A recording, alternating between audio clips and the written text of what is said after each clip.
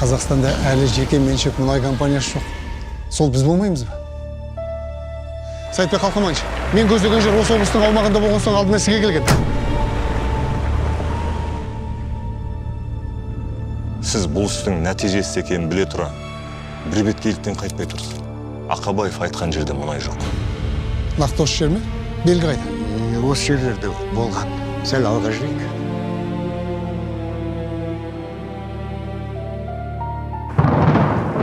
Жеке компанияларға лицензия берілмейді. Оған шамасы келетін фирма жоқ. Бұл бір. Слушай, ты серьезно, да, решил оставить строительство ради этого дела? Да.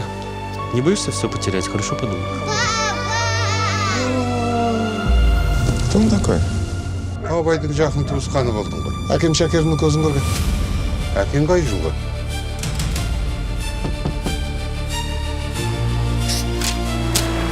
Кесір мырза, мен бар болған сізден жеке компаниямен жұмыс жасайсыз ба деп сұрағым келген. Кто вы?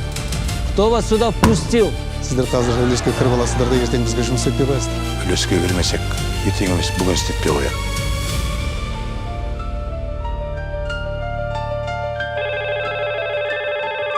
Я тебе везде кислород перекрою.